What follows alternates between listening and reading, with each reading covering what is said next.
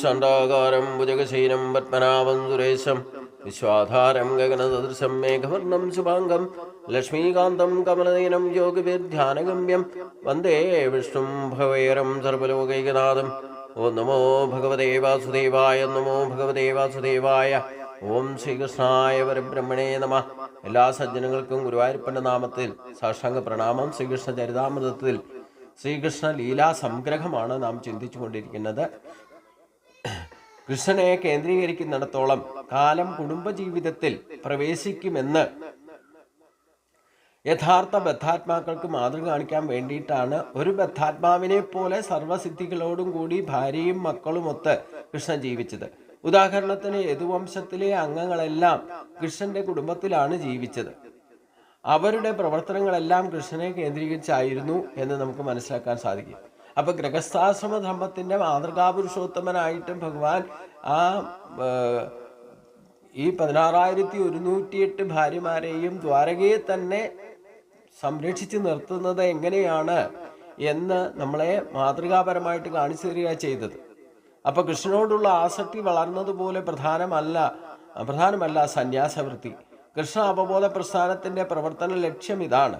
ഒരാൾ സന്യാസിയാണോ ഗൃഹസ്ഥനാണോ എന്നത് പ്രസക്തമല്ലെന്നും അല്ലെന്ന അടിസ്ഥാനത്തിലാണ് നാം പ്രചരണ പ്രവർത്തനങ്ങളിൽ ഏർപ്പെടുന്നത്. കൃഷ്ണ അഭിമുഖമായിട്ട് ആസക്തി വളർത്തണം. അപ്പോൾ ജീവിതം വിജയകരമാകും. ഭഗവാൻ കൃഷ്ണന്റെ കാൽപ്പാടുകൾ പിന്തുടർന്ന് കുടുംബാംഗങ്ങളുമൊത്ത് സമൂഹത്തിലോ രാഷ്ട്രത്തിലോ ജീവിക്കാം. പക്ഷേ അത് വിഷയസുഖങ്ങൾക്ക് വേണ്ടി മാത്രം ആകരുത്. കൃഷ്ണ അഭിമുഖമായിരിക്കുന്ന ആസക്തി വളർത്തി കൃഷ്ണ സാക്ഷാത്കാരത്തിന് വേണ്ടിയിട്ടായിരിക്കണം ജീവിതം നയിക്കേണ്ടത്. ബദ്ധജീവിതത്തിൽ നിന്ന് മുക്തജീവിതത്തിലേക്ക് ഉയരാൻ 4 തത്വങ്ങളുണ്ട്. സാങ്കേതികമായ ധർമ്മം, അർത്ഥം, കാമം, മോക്ഷം. പുരുഷാർത്ഥങ്ങളാണ് ഇതുകൊണ്ട് വിവക്ഷിക്കുന്നത് എന്നാണ് സാങ്കേതികമായിട്ട് അറിയപ്പെടുന്നത്. ഭഗവാൻ കൃഷ്ണന്റെ കുടുംബാംഗങ്ങളുടെ പാദമുദ്രകളെ പിന്തുടർന്നുകൊണ്ട് ജീവിച്ചാൽ ജീവിത വിജയത്തിന്റെ 4 തത്വങ്ങളും ഏകകാലത്ത് തന്നെ നേടാൻ സാധിക്കും എന്ന് ഭഗവാൻ കാണിച്ചു തരികയാണ് ഉണ്ടായത്. അപ്പോൾ പുരുഷാർത്ഥങ്ങൾ എന്ന് പറയുന്നത് ധർമ്മ, അർത്ഥ, കാമ, മോക്ഷമാണ്. അപ്പൊ ധർമ്മത്തിനനുസരിച്ചു കൊണ്ട് സനാതന ധർമ്മത്തെ പാലിക്കുക എന്നുള്ളതാണ് മനുഷ്യധർമ്മം. അപ്പൊ ധർമ്മം അനുസരിച്ച് ജീവിക്കണമെങ്കിലും ശരീരസ്ഥിതി നിലനിർത്താൻ വേണ്ടിയിട്ട് അർത്ഥകാമങ്ങൾ ആവശ്യമാണ്. പ്രജാസൃഷ്ടിയിലും ഇല്ലെങ്കിൽ വരും തലമുറയെ നിലനിർത്തുക എന്നുള്ള പരിപാലന വ്യവസ്ഥയുടെ പരസ്പരം ഭാവയന്തക ദേവാൻ ഭാവയതാനേനദേ ദേവ ഭാവയന്തുക പരസ്പരം ഭാവയന്തക എന്ന് പറഞ്ഞാൽ ഭഗവാൻ ഇവിടെ മാതൃകാ പുരുഷോത്തമനായിക്കൊണ്ട് എങ്ങനെയാണ് സഹയജ്ഞ ഭാവനയിലൂടെ തന്നെ ഈ സൂര്യചന്ദ്രാദി നക്ഷത്രഗോളങ്ങളും വൃക്ഷലലാദികളും പശുക്കളും ഇല്ലെങ്കിൽ പക്ഷി മൃഗാദികളും പ്രപഞ്ചത്തിലെ എല്ലാ ഘടകങ്ങളെയും ഒത്തൊരുമിച്ചുകൊണ്ട് എങ്ങനെ സഹയജ്ഞ ഭാവനയോടുകൂടി അനായാസന ജീവിതം നയിക്കാൻ സാധിക്കുമെന്ന് ഭഗവാൻ പറഞ്ഞത് ഇവിടെ ഭഗവാൻ നമുക്ക് പ്രത്യക്ഷത്തിൽ കാണിച്ചു തരികയാണ് ചെയ്തത്. അപ്പൊ അതനുസരിച്ച് മാതൃക സ്വീകരിക്കുക.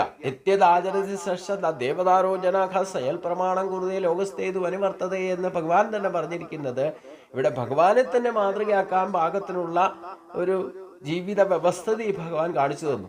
എപ്രകാരമാണ് ആത്മസംരക്ഷണം എന്ന് പറയുന്നത് നമ്മളെ ഭൗതികമായിട്ടുള്ള നമ്മുടെ സ്വഭാവത്തിന്റെ പ്രത്യേകത കൊണ്ട് കൾച്ചർ അനുസരിച്ചുകൊണ്ട് ജീവനെ ബന്ധിച്ച് നിർത്തരുത്, അതിനെ സ്വതന്ത്രമാക്കൂ. ആ സ്വതന്ത്രമാകുന്ന ജീവതത്വത്തിന്റെ അനുസരിച്ചുകൊണ്ട് വേണം നമുക്ക് ശരീരത്തെ പോലും ചിന്താ, വാക്ക്, പ്രവൃത്തികൾ ഉപയോഗിക്കാൻ. ബാക്കി ശരീരത്തിലുള്ള ശക്തികളെ പോലും ഉപയോഗിക്കുന്ന ഡിപ്പെൻഡ് അപ്പോൺ ദി സോൾ. അപ്പം ആത്മാവിനെ ആശ്രയിച്ചുകൊണ്ട് ജീവിതത്തിൽ വ്യവഹരിച്ചാൽ അവിടെ ജീവിതം വിജയം നേടാൻ സാധിക്കും. അതേ ഭൗതികമായിട്ട് നമ്മൾ ഈ ശരീരത്തെയും ഭൗതികതയെ ആശ്രയിച്ചുകൊണ്ട് ജീവനെ ഉപയോഗിച്ചാൽ അവിടെ നമുക്ക് ദുഃഖഹേതുക്കളായിട്ട് മാറും. അപ്പം ഇതുള്ള ബന്ധം ആത്മസംരക്ഷണം എന്ന് പറഞ്ഞാൽ തന്നെ നമ്മുടെ സ്വഭാവത്തിൽ കർമ്മവാസനയാലും ജന്മവാസനയാലും ബന്ധിച്ചു നിർത്തിയിരിക്കുക. നമ്മൾ ഈ ജന്മം ജനിച്ചു വന്നിരിക്കുന്ന സ്വഭാവത്താൽ ആത്മാവിനെ ഒരിക്കലും ബന്ധിച്ചു നിർത്തരുത്. അതിനെ സ്വതന്ത്രമായിട്ട് പ്രവർത്തിക്കാൻ അനുവദിക്കുന്നതാണ് ആത്മസംരക്ഷണം പറയുന്നത്. അപ്പോൾ അത് നമ്മുടെ ഓരോ ചിന്തയിലും വാക്കിലും പ്രവൃത്തിയിലും അതിൻ്റെ സ്വാധീനത്താൽ വേണം നമുക്ക് പ്രവർത്തിക്കാൻ. അതിനെ ആശ്രയിക്കുക, അത് വ്യവഹാരം മുഴുവൻ അതിനെ ആശ്രയിച്ചുകൊണ്ടായിരിക്കണം. അപ്പോഴാണ് ജീവിതം, മനുഷ്യ ജന്മം കിട്ടിയതിൻ്റെ ദിവ്യത്വം നമുക്ക് എന്താണെന്ന് മനസ്സിലാക്കുകയും ആ ഭഗവാന്റെ സാന്നിധ്യം അനുഭവിച്ചറിയാനും സാധിക്കുക. അതാണ് ഇവിടെ ഭഗവാൻ മാതൃകാ പുരുഷോത്തമനായിട്ട് ഒരു കുടുംബ സംരക്ഷണം എങ്ങനെ നടത്തുമെന്ന് കാണിച്ചു തന്നത്. അപ്പൊ സ്വതന്ത്രമായിട്ട് മായയിൽ ബന്ധിതമല്ലാത്ത ഭഗവാൻ എങ്ങനെയാണ് ആത്മസംരക്ഷണത്തിലൂടെ സ്വതന്ത്രമായിട്ട് പ്രവർത്തിച്ചത്, അതേപോലെ ശരീരത്തെ എങ്ങനെ നിലനിർത്തി എന്നുള്ള തത്വമാണ് ജീവസംരക്ഷണം എന്ന് പറയുന്നത്. കാരണം ഈ ആത്മാവ് പരിശുദ്ധമാണെങ്കിൽ തന്നെ അത് യൂട്ടിലൈസ് ചെയ്ത അനുഭവത്തിലേക്ക് നമുക്ക് എത്തില്ലെങ്കിൽ അതിനുള്ള ഉപാധി ശരീരമാണ്. അപ്പൊ ശരീര സംരക്ഷണത്തെയാണ് ആത്മസഹിതമായിട്ട് ജീവനെ സംരക്ഷിക്കുക, ശരീരത്തെ സംരക്ഷിക്കുക എന്നുള്ളതാണ് രണ്ടാമത്തെ കർത്തവ്യം. അതാണ് ശരിക്കും നമ്മളെ ധർമ്മമാർഗത്തിലേക്ക് നയിക്കുക. ശരീരത്തെ പോലും സംരക്ഷിക്കണമെങ്കിൽ ഈ ആത്മശക്തിയെ നമ്മൾ സ്വതന്ത്രമാക്കിക്കൊണ്ട് അതിൻ്റെ ചൊൽപ്പടിയിൽ നാം പ്രവർത്തിക്കണം എന്നർത്ഥം. അടിസ്ഥാന ഘടകം അത് തന്നെയാണ്. അപ്പോൾ അത് പുരുഷാർത്ഥങ്ങൾക്ക് ബന്ധിതമാണ്. പുരുഷാർത്ഥങ്ങൾ ധർമ്മം അനുസരിച്ചുകൊണ്ട് വേണം ഈ ആത്മസംരക്ഷണം നടത്തിയാൽ. ശരീരത്തെയും ജീവനെയും ചേർത്ത് നിർത്തിയിരിക്കുന്നതും ഭഗവാനാണെന്നുള്ള ബോധത്താൽ ആ ധർമാനുസരണം വേണം അതിനെ ഉപയോഗിക്കാൻ. അതിനു വേണ്ടിയിട്ട് ധർമാനുസരണം പ്രവർത്തിക്കുമ്പോൾ നമ്മൾ കാമാർത്ഥങ്ങൾ, അർത്ഥകാമങ്ങളൊക്കെ സാധിക്കും. ഇഷ്ടഭോഗങ്ങളായിട്ടോ യോഗക്ഷേമമായിട്ടും കിട്ടിയെന്നിരിക്കും. പക്ഷേ അതിൻ്റെ യൂട്ടിലൈസേഷൻ പോലും ധർമ്മത്തിൽ ഡിപ്പെൻഡായിരിക്കണം, ധർമ്മത്തിൽ അധിഷ്ഠിതമായിരിക്കണം ജീവം. അപ്പോൾ അത് ഓട്ടോമാറ്റിക്കായിട്ട് മോക്ഷപ്രാപ്തിയിലേക്ക് നമ്മളെ നയിക്കും എന്നതാണ് സത്യം. അപ്പം ആ കൃഷ്ണ അവബോധം, കൃഷ്ണനുള്ള ആസക്തി വർദ്ധിപ്പിക്കുക എന്ന് പറഞ്ഞാൽ കൃഷ്ണ അവബോധം ഉണ്ടാകുക. അത് ധർമാർത്ഥ കാമ മോക്ഷം എന്നാണ് സാങ്കേതികമായിട്ട് അറിയപ്പെടുന്നതെങ്കിലും ഭഗവാൻ കൃഷ്ണൻ്റെ കുടുംബാംഗങ്ങളുടെ പാദമുദ്ര പിന്തുടർന്ന് ജീവിച്ചാൽ ജീവിത വിജയത്തിൻ്റെ 4 തത്വങ്ങളും ഏകകാലത്ത് തന്നെ ഒരേ സമയത്ത് തന്നെ നമുക്ക് അനുഭവിച്ചറിയാൻ സാധിക്കും. അപ്പോൾ നാരുകാവാസികൾക്കെല്ലാം ഇത് ഏതാണ്ട് 90% ഭഗവാൻ കൂടെ ഉണ്ടായിരുന്നുകൊണ്ട് അനുഭവിക്കാൻ സാധിക്കുന്നു എന്ന് മനസ്സിലാക്കാം. അപ്പോൾ അതുകൊണ്ട് അവർക്കൊന്നും ശരീരം എന്ത് കാരണം കൊണ്ടായാലും ദ്വാരക വിട്ടു പോവുക, ഭഗവാനോടൊപ്പം തന്നെ എന്ത് കാരണം ഉണ്ടാക്കിയിട്ടാലും അവരും എല്ലാം ദ്വാരകയൊക്കെ ഉപേക്ഷിച്ച് പോകാൻ യാതൊരു മടിയും ഉണ്ടായിരുന്നില്ല എന്നുകൂടി ഇതിൽ നിന്ന് മനസ്സിലാക്കാം. കൃഷ്ണന് 16,108 ഭാര്യമാർ ഉണ്ടായിരുന്നു എന്ന് നമുക്കറിയാവുന്നതാണ്. ഈ ഭാര്യമാരെല്ലാം മുക്താത്മാക്കളാണ്. അവരുടെ ഇടയിൽ റാണി രുക്മിണിയാണ് ഏറ്റവും പ്രധാനി. രുക്മിണിക്ക് പുറമെ 7 ഭാര്യമാരുണ്ട്. ഈ 8 പേരുടെയും മക്കളുടെ പേര് നേരത്തെ പറഞ്ഞു കഴിഞ്ഞു. ഇതിന് പുറമേ തന്നെ മറ്റു ഭാര്യമാർ ഓരോരുത്തരിലും കൃഷ്ണന് 10 മക്കൾ വീതം ഉണ്ടായിരുന്നു എന്ന് പറയപ്പെടുന്നു. ആകെ കൂടി അദ്ദേഹത്തിന് 16,180 മക്കളുണ്ട്. അതായത് 16,108 ഭാര്യമാരിലും 10 മക്കളെന്ന് പറയുമ്പം 16,108 എന്നുള്ളത് സംഖ്യയുടെ കൂടെ ഒരു പൂജ്യവും കൂടെ 10 കൊണ്ട് ഗുണിച്ചാൽ 16,180 മക്കളുണ്ടെന്ന് മനസ്സിലാവും നമുക്ക്. ഇങ്ങനെ കൃഷ്ണൻ എത്രയധികം മക്കളുണ്ടെന്ന് കേൾക്കുമ്പോൾ ആരും അത്ഭുതപ്പെടേണ്ടതില്ല. കൃഷ്ണൻ പരമപുരുഷനാണെന്നും ഈ ലോകത്തുള്ള സകല നമ്മളടക്കം എല്ലാവരും ഭഗവാന്റെ മക്കളാണെന്ന് കൂടി നമ്മൾ കണക്കാക്കണം. അദ്ദേഹത്തിന് സമാതീതമായിട്ട് ഒരു ശക്തിയും ഈ പ്രപഞ്ചത്തിൽ ഇല്ലെന്ന് ധരിക്കണം. ജീവാത്മാക്കളെല്ലാം അദ്ദേഹത്തിൻ്റെ സന്തതികൾ തന്നെയാണ്. അതിനാൽ അദ്ദേഹത്തിന് 16,000 കോടി കണക്കുകളുണ്ടെന്ന്, മക്കളുണ്ടെന്ന്, 16 മക്കളുണ്ടെന്ന് പറഞ്ഞാലും അത്ഭുതപ്പെടാനൊന്നും അവകാശമില്ല എന്നർത്ഥം. അപ്പം യഥാർത്ഥത്തിൽ ഈ ശരീരശാസ്ത്രത്തിൻ്റെ ഒരു പരികല്പനയാണ്. പുരുഷൻ എന്ന് പറയുന്നത് നമ്മുടെ ശരീരത്തിലിരിക്കുന്ന ജീവനാണ്. ഈ ശരീരത്തിൽ പ്രധാനമായിട്ട് കോടിക്കണക്കിന് നാഡീവ്യൂഹങ്ങളുണ്ട്. ഓരോ കോശങ്ങളും തന്നെ ഭഗവാന്റെ വിഭൂതിയാൽ ജീവനാൽ സംരക്ഷിക്കപ്പെടുന്ന കോശങ്ങളാണ്. അതിലേറ്റവും പ്രധാനപ്പെട്ട നാഡികളാണ് 16,108 നാഡികൾ.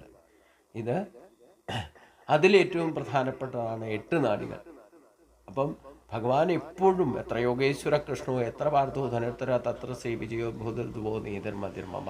അപ്പം നമ്മുടെ ശരീരത്തിലുള്ള സകല കോശങ്ങളും നാഡികളും പോലും ഭഗവാന്റെ സാന്നിധ്യത്താലാണ് സംരക്ഷിക്കപ്പെടുന്നത്. ഒരു മനുഷ്യ ശരീരത്തിൽ തന്നെ കോടിക്കണക്കിന് കോശങ്ങളുണ്ട്, ഇല്ലെങ്കിൽ നാഡികളുണ്ട്. ആ നാഡികളിലൊക്കെ ഏറ്റവും പ്രധാനപ്പെട്ട നാഡികളാണ് 16,108 എന്ന് പറയും. 72,000-ലും ഏറ്റവും പ്രധാനപ്പെട്ടത് 16,108 നാഡികളാണ്. അതാണ് ശരീരത്തിൻ്റെ സ്ഥിരാകേന്ദ്രങ്ങളെയൊക്കെ വ്യാപിച്ച് അതിനെയൊക്കെ ചലനാത്മകമാക്കുന്നത് എന്ന് മനസ്സിലാക്കണം. അതിലേറ്റവും പ്രധാനപ്പെട്ടാണ് 8 നാഡികൾ എന്ന് പറഞ്ഞത്. ആ 8 നാഡികളിൽ ഏറ്റവും പ്രധാനമാണ് ഇടാപിങ്കൾ എന്ന് പറയുന്നത്. രുക്മിണിയും സത്യഭാമയുടെ സ്ഥാനത്ത് നിൽക്കുന്ന നമ്മുടെ നട്ടലിൽ സുഷുമ്നാ നാഡിയോടൊപ്പം ചേർന്ന് നിൽക്കുന്ന 2 നാഡികൾ. ഇതാണ് യഥാർത്ഥത്തിൽ ഈ ജീവാത്മാവിനെ ശരീരത്തിൽ യഥാർത്ഥത്തിൽ മൂലാധാരം തൊട്ട് സഹസ്രാര പത്മം വരെ ചലിപ്പിച്ച് ശരീരത്തെ മുഴുവൻ നിയന്ത്രിച്ച് നിർത്തുന്നത് ഈ 2 നാഡികളാണ് എന്നർത്ഥം. അപ്പോൾ ശരീരത്തിൽ പുരുഷനോടൊപ്പം വർത്തിക്കുന്ന ഏതൊരു നാഡിയാണോ അതിനെയൊക്കെ ഭാര്യമാരായിട്ട് കണ്ടാൽ, അപ്പോൾ നമ്മുടെ ഓരോ ശരീരത്തിലും ഇരിക്കുന്ന ഭഗവാൻ നമ്മളോടൊപ്പം ഈ 16,108 സഹധർമ്മണിമാരുടെ ആ ഭാവത്തിലാണ് ഭഗവാൻ തന്നെ വികാസം പ്രാപിച്ച് ആ പുരുഷനോടൊപ്പം ശരീരത്തിൽ വർത്തിക്കുന്നത് കൊണ്ടാണ് ഞാൻ എൻ്റെ എന്ന ഭാവത്തിൽ നാം വർത്തിക്കുന്നത് എന്ന് നാം തിരിച്ചറിയണം. കൃഷ്ണൻ്റെ അതിശക്തമായ മക്കളിൽ 18 പേർ മഹാരഥന്മാരാണ്. ആയിരക്കണക്കിന്, ഇപ്പോൾ 16,180 മക്കൾ എന്ന് പറഞ്ഞാൽ തന്നെ അതിൽ 18 പേർ ഏറ്റവും പ്രധാനന്മാരാണ്. അതാണ് ശരീരത്തിലെ 18 ശക്തികൾ എന്ന് പറയുന്നത്. ഈ 16,108 നാഡികളും ഇടാപെങ്കളെയും ഒക്കെ കണക്കാക്കിയാലും അതിനെ മറ്റൊരു തലവും കൂടെയുണ്ട്. ശരീരത്തിൽ പ്രത്യക്ഷത്തിൽ 18 മക്കളുടെ സ്ഥാനത്ത് ഭഗവാന്റെ തന്നെ പരമപുരുഷനായിരിക്കുന്ന ആ ഭഗവാന്റെ തന്നെ മഹാരഥന്മാരായിട്ടുള്ള മക്കളുടെ സ്ഥാനത്താണ് നമ്മുടെ ശരീരത്തിലുള്ള 18 ശക്തികൾ. 5 ജ്ഞാനേന്ദ്രിയങ്ങളും 5 കർമ്മേന്ദ്രിയങ്ങളും അതിൻ്റെ മധ്യത്തിൽ നിൽക്കുന്ന മനസ്സും. ഇതാണ് പ്രത്യക്ഷത്തിലുള്ള നമുക്ക് ഉള്ള ഭഗവാന്റെ മക്കളായിട്ട് നമ്മുടെ ശരീരത്ത് കിട്ടിയിരിക്കുന്ന 18 ശക്തികൾ. ഇതിനെ യോജിപ്പിച്ച് നിർത്തിക്കൊണ്ട് ശരീരത്തിലുള്ള ഇടാപിങ്കള ആ നാഡികളെ യഥാവിധി പ്രവർത്തിപ്പിക്കാനുള്ള കൺട്രോൾ, ഇടത്തും വലത്തും ഒക്കെ കൺട്രോൾ ചെയ്യാനുള്ള കഴിവ് പിന്നീട് ഉള്ള പ്രധാന ഷഡാധാരങ്ങളാണ് പ്രധാന ഭഗവാന്റെ മക്കളുടെ സ്ഥാനത്ത് നിൽക്കുന്നത്. 18 മക്കളാണ് പ്രധാനമെന്ന് പറഞ്ഞു. അതിൽ 11 നമ്മുടെ ശരീരത്ത് ഇന്ദ്രിയങ്ങളുടെ ശക്തികളായിട്ട് നിൽക്കുന്നു.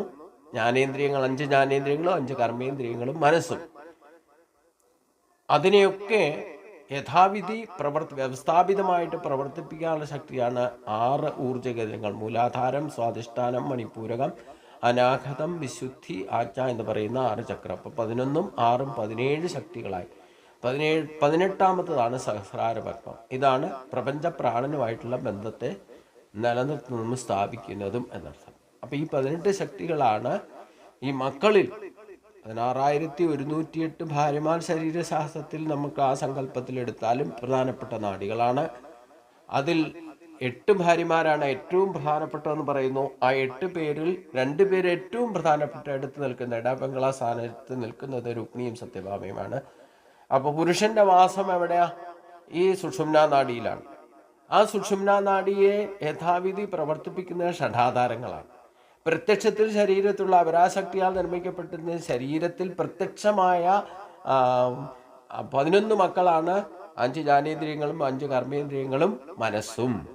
അപ്പം 11 ഇന്ദ്രിയങ്ങളെ യഥാവിധി നിത്യനൈമിത്യ കർമ്മങ്ങളിലൂടെ കൺട്രോൾ ചെയ്ത് നിയന്ത്രിച്ച് അത് വേണ്ട വിധത്തിൽ ഉപയോഗിക്കാൻ പഠിക്കുമ്പോൾ ആ ശരീരത്തിലുള്ള ഷഡാധാരങ്ങൾ ഓട്ടോമാറ്റിക്കാക്കി ഉണരുകയും 11ഉം 6ഉം 17 ശക്തികൾ ആക്ടിവേറ്റ് ചെയ്യുമ്പോൾ പിന്നെ 18ാമത്തെ അനുഗ്രഹമായിട്ട് നമുക്ക് ലഭിക്കും. അത് ഓപ്പൺ ആകുന്നത് ഭഗവാന്റെ അനുഗ്രഹം എപ്പോൾ നമുക്ക് ലഭിക്കുന്നോ അപ്പോൾ മാത്രമേ അത് ഓപ്പണായി പ്രവർത്തിക്കാൻ തുടങ്ങൂ. ആ സ്ഥിതിയാണ് ഭഗവാൻ 10ാം അധ്യായത്തിൽ ഗീതയിൽ പറഞ്ഞത്. തേഷാമേവ അനുകമ്പാർത്ഥം അഹം അജ്ഞാനജൻ തമാ നാശയന്മാത്മഭാവസ്വ ജ്ഞാനദീപേന ഭാസത എന്ന് പറഞ്ഞത്. അതുകൊണ്ട് കൃഷ്ണന്റെ അതിശക്തമായ മക്കളിൽ 18 പേർ അറിയുന്നതാണ് നമ്മുടെ ഓരോരുത്തരുടെയും. സ്ത്രീയോ പുരുഷനോ ഒന്നും വ്യത്യാസമൊന്നുമില്ല. എല്ലാ ശരീരത്തിനുമുള്ള 18 ശക്തികളാണ് മഹാരഥന്മാരായിരിക്കുന്ന 18 മക്കളുടെ സ്ഥാനത്ത് നിൽക്കുന്നത്. ആയിരക്കണക്കിന് കാലാൾപ്പടയും രഥികളെയും കുതിരപ്പടയെയും ആനപ്പടയെയും നേടാൻ കഴിവുള്ളതാണ് ഈ 18 ശക്തികൾ എന്നർത്ഥം. ഇത് മനുഷ്യ ശരീരത്തിലെ ഏറ്റവും ശക്തിയുള്ള സ്ഥിരാകേന്ദ്രങ്ങളാണ്. ഇല്ലെങ്കിൽ 18 യോഗങ്ങളാണ് നമ്മുടെ ശരീരത്തുള്ള. അത് സ്ത്രീയായാലും പുരുഷനായാലും ബ്രാഹ്മണനായാലും ക്ഷത്രിയനായാലും വൈശ്യനായാലും ശൂദ്രനായാലും മനുഷ്യജന്മം കിട്ടിയവർക്കെല്ലാവർക്കും ഈ ഭഗവാന്റെ മഹാരഥന്മാരായിരിക്കുന്ന മക്കളുടെ സ്ഥാനത്താണ് നമ്മുടെ ശരീരത്തിലുള്ള 18 ശക്തികൾ പ്രവർത്തിക്കുന്നത് എന്നർത്ഥം. അതിനെ യഥാവിധി പ്രവർത്തിപ്പിച്ചാൽ ഏതുവിധ പ്രതിസന്ധികളെയും നേരിടാനുള്ള ശക്തി ഈ മഹാരഥന്മാർക്കുണ്ട് എന്നർത്ഥം. ഇവരുടെ കീർത്തി സർവവിദിതമാണ്. മിക്ക വേദഗ്രന്ഥങ്ങളിലും ഇതേപ്പറ്റി വർണ്ണിച്ചിട്ടുണ്ട്. പ്രത്യുമ്നൻ, ഈ 18 പേര് ആരൊക്കെയാണെന്ന് പറയാണ്. അവരുടെ പേര് വരെ ഇവിടെ പ്രസ്താവിക്കുന്നുണ്ട്. പ്രത്യുമ്നൻ, അനിരുദ്ധൻ, ദീപ്തിമാൻ, ഭാനു, സാമ്പൻ, മധു, ബൃഹദ്ഭാനു, ചിത്രഭാനു, വൃകൻ, അരുണൻ, പുഷ്കരൻ, വേദഭാഹു, സുതദേവൻ, സുനന്ദനൻ, ചിത്രബാഹു, വിരൂപൻ, കവി, ന്യാഗ്രോധൻ എന്നിവരാണ് ഈ മഹാരഥന്മാർ. ഇതാണ് 18 പേര്. കൃഷ്ണന്റെ മക്കളായിരിക്കുന്ന ഈ 18 മഹാരഥന്മാർ പ്രത്യുമ്നാണ് ഏറ്റവും പ്രധാനി. അതാണ് സഹസ്രാരപത്മം.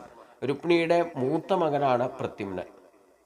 അദ്ദേഹത്തിന് മഹാനായിരിക്കുന്ന പിതാവിൻ്റെ ഭഗവാൻ കൃഷ്ണന്റെ സർവ്വഗുണങ്ങളും നേരിട്ട് കിട്ടിയിട്ടുണ്ട് പ്രത്യുമ്നൻ. മാതുലനായിരിക്കുന്ന രുക്മിണിയുടെ പുത്രിയാണ് അദ്ദേഹം വിവാഹം ചെയ്തിരുന്നത്. ആ വിവാഹത്തിൽ ജനിച്ചയാളാണ് അനിരുദ്ധൻ. അനിരുദ്ധന് 10,000 ആനകളെ നേരിടാനുള്ള കരുത്തുണ്ടായിരുന്നു. പിതാമഹിയായിരിക്കുന്ന രുക്മിണിയുടെ സഹോദരനായിരിക്കുന്ന രുക്മിണിയുടെ പൗത്രിയാണ് അനിരുദ്ധൻ വിവാഹം കഴിച്ചത്. ആ ജ്ഞാതികൾ തമ്മിലുള്ള ബന്ധം വളരെ വിദൂരമാകയാൽ ഇത്തരം വിവാഹങ്ങൾ അന്ന് അസാധാരണമായിരുന്നില്ല. അനിരുദ്ധൻ്റെ പുത്രനാണ് വൃജൻ. ആ ബ്രാഹ്മണന്റെ ശാപഫലമായിട്ട് യദുവംശം മുഴുവൻ നശിച്ചപ്പോഴും വൃജൻ മാത്രം ബാക്കിയായി. വൃജന്റെ പുത്രനാണ് പ്രതിബാഹു. അദ്ദേഹത്തിൻ്റെ പുത്രൻ സുബാഹു. സുബാഹുവിൻ്റെ പുത്രൻ ശാന്തസേനൻ. അദ്ദേഹത്തിൻ്റെ പുത്രൻ ശതസേനൻ. യദുവംശത്തിലെ അംഗങ്ങൾക്കെല്ലാം അനേകം മക്കളുണ്ടായിരുന്നു എന്ന് പറയപ്പെടുന്നു എന്ന് സുഖദേവ ഗോസ്വാമി ഇവിടെ പ്രസ്താവിച്ചു. ഇതിൻ്റെ അടുത്ത ഭാഗം നമുക്ക് അടുത്ത ദിവസം ചിന്തിക്കാം. എല്ലാവർക്കും നമസ്കാരം.